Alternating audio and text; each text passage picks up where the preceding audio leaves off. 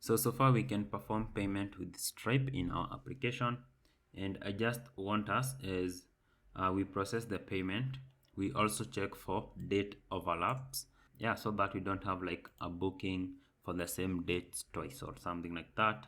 So right here, what I'll do, I'll first fetch all the bookings for a certain hotel.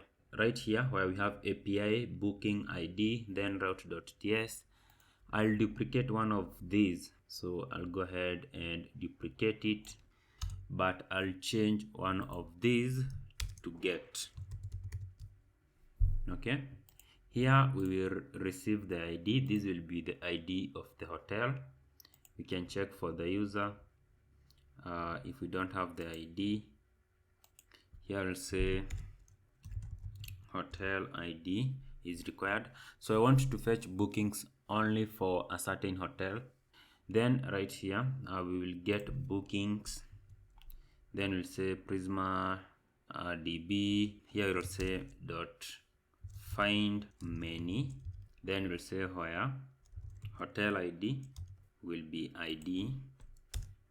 So we need to say params.id. So error at stroke API stroke booking stroke ID stroke here we say get internal server error, and this will be our API now, our API endpoint.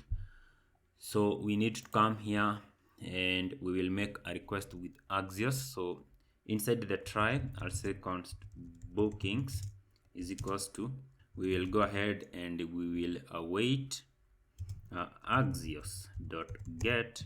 Right here we use backticks stroke API stroke booking, and right here stroke we pass the ID of the hotel.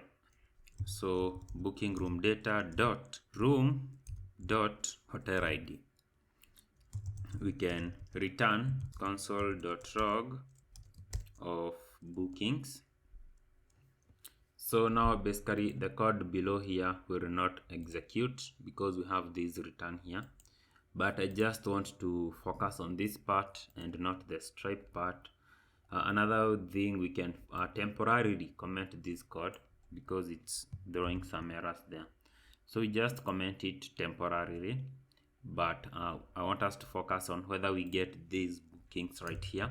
So first of all, let's test this API route to make sure we are getting those bookings or whether we made a mess. So I click the beach hotel, then we need to inspect here. We book a room, so I can say 27 to 29, then we book. That will create a booking. Okay, we are now on this page.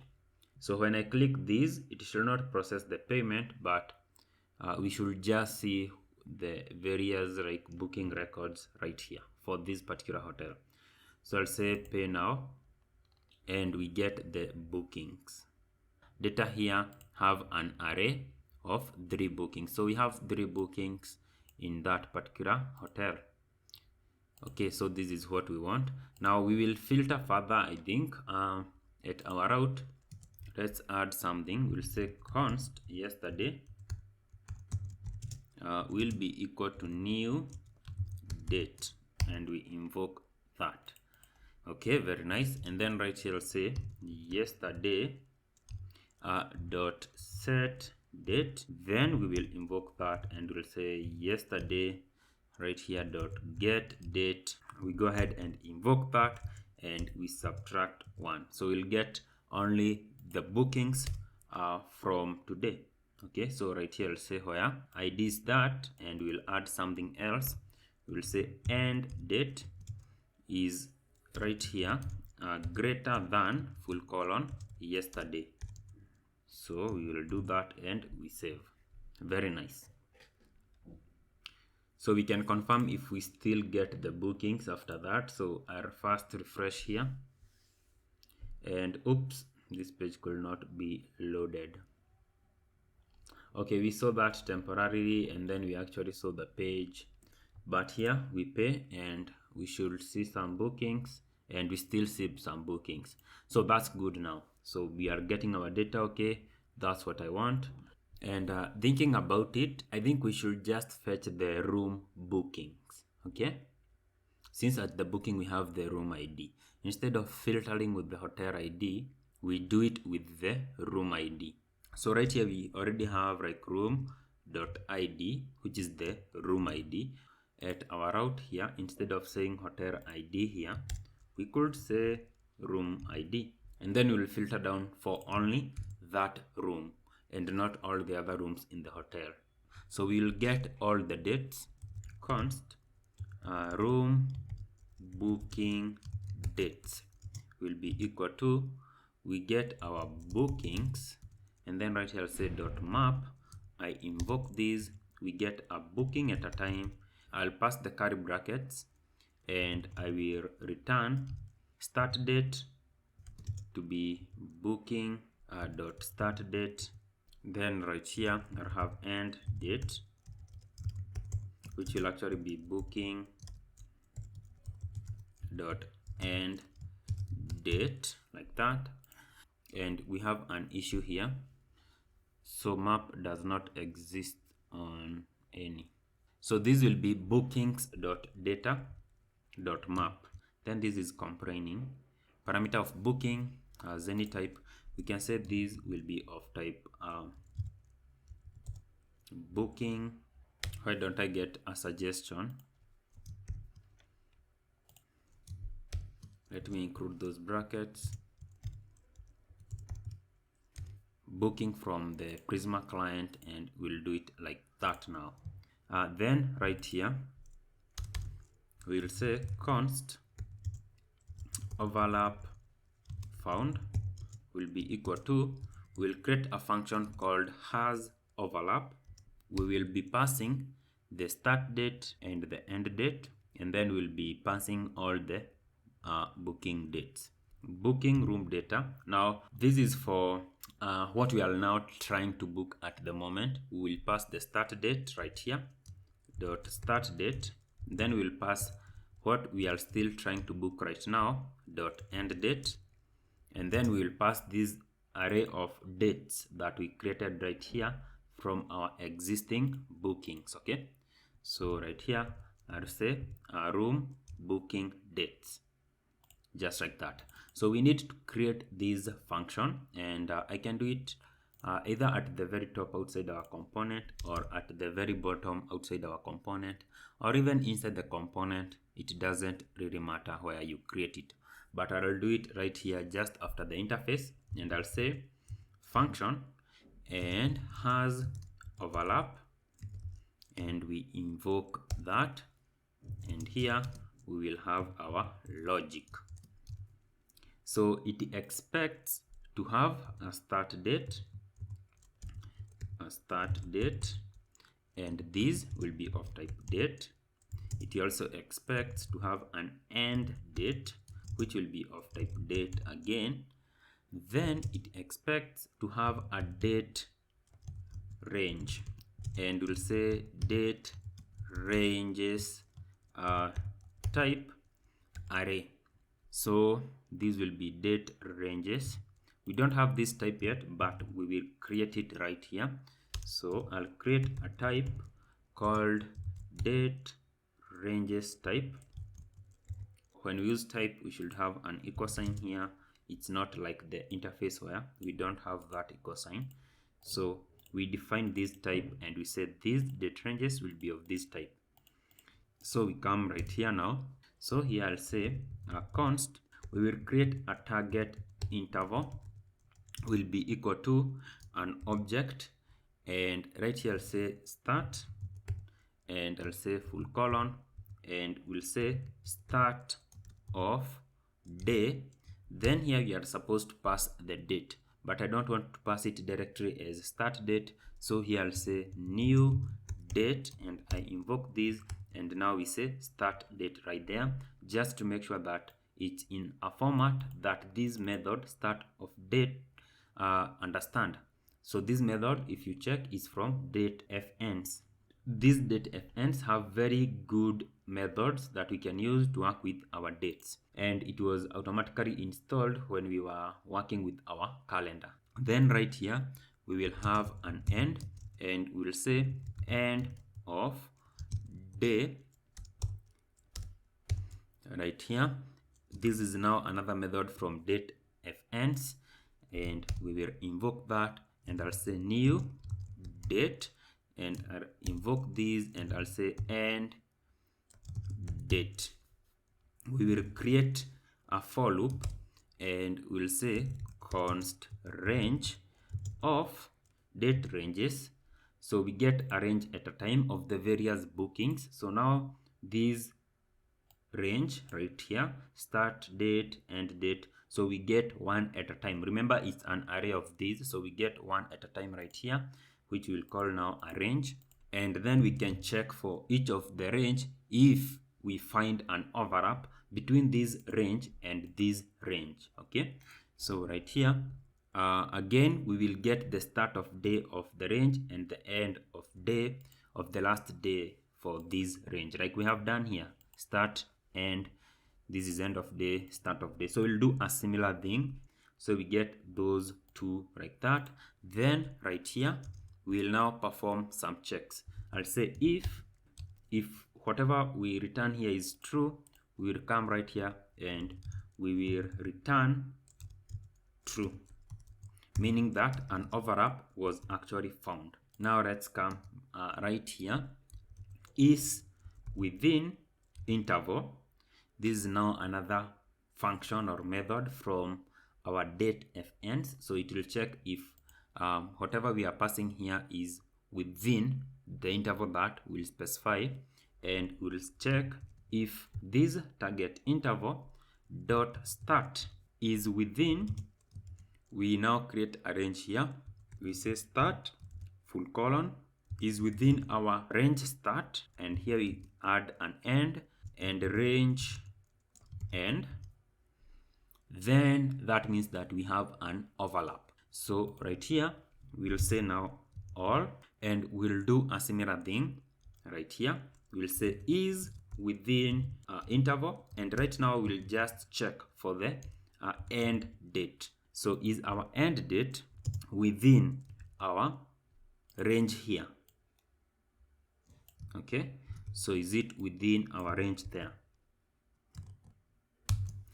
So again, from our date, if we had a booking from date 15 to 20 and we tried to book from 13 to 16, this 16 will be our end date.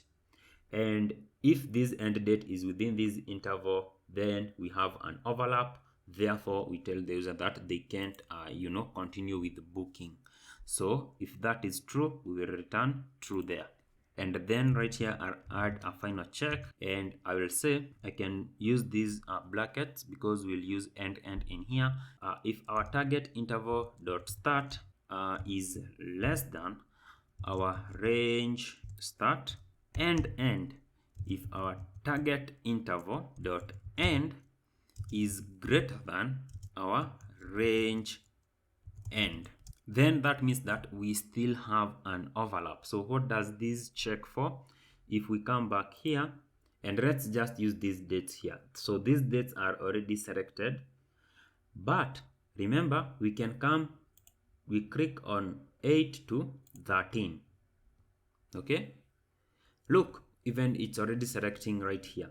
So if we do that, you see these dates in here have already been booked if our start is less than range start. Okay, so less than, so if it's less than, so right now if our range start is right here, like date 9, then it's less than, so it's 8. And end, so we also use end. The end is also greater than here. That means that we have an overlap, and we should not allow the user to book those dates. Okay, because they can literally book from date 5 to date 18. So you see, we cover even the dates that are already booked. Okay, so this is why we needed to check for any dates overlap. So this is how we can do it, and hopefully it will work, and hopefully it make sense. So we'll come back now right here, and when we call this particular function with the start date, the end date, and the different date ranges, we will be able to get an overlap or any overlap that we get. And now right here, we can go ahead and say if we have an overlap, did we complete this function actually? So we said if we get an overlap, we return true. Else what if we don't get any? What should we return? I think we should be returning something like false. So I can do it outside here, outside the for loop. We'll say right here, we return false. If we don't get any overlap, we will return false. So we come here and we check if we have an overlap. We clear the state here for the loading, and right here we'll say return toast. We invoke that, and okay, very nice. I feel like that is a very nice check that we did right there, which avoids overlaps. You don't want like 3 or 2 people coming to your hotel the same day and telling you we booked for this room. So that might avoid some issues. And I return our payment right there, and if we don't have any overlaps, payment will go through. So we will select these days from date 8 to date 13. That means that we have an overlap there. So we book. Now if I come here, we will need to fill out billing address, payment card 424242424242 44444444, and we pay now. And oops, some of the days you are trying to book have already been reserved. Please go back and select a different dates or rooms. So the thing is, this booking will actually be created, but it will not affect our bookings because it is not yet reserved. So they can like go back, select a different one, and it goes through. So we can see if we select a valid one, it will go through. And let's book that one from 2 to 4. We come here and pay. That should go through, and it didn't. Why? Okay, I think I have another idea. I think there's something we missed. I think we should get only those dates that have been paid for. At our route, we should also say payment status as true. I think that might be an issue, so we get only those rooms that are paid for. And I think this error have come because of that. So let's see if that's true. So I click on pay again, and now it will avoid those rooms that have not been paid for, and check only for those that have been paid for, and you can see it was successful. Very nice.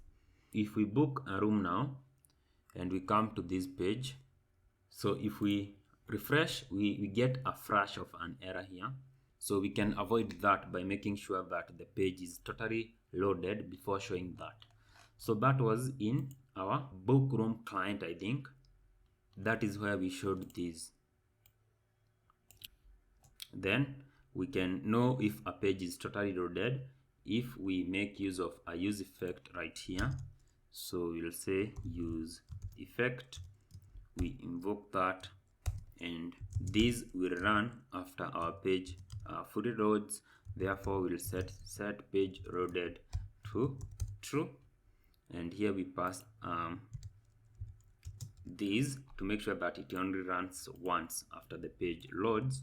And now if this is true, that means that now the page is loaded, and we should not show this message if our page is not loaded. So we'll show it only when we have page loaded and we don't have a payment success. So I go ahead and save, and once we do that, that will avoid that flash that we get there.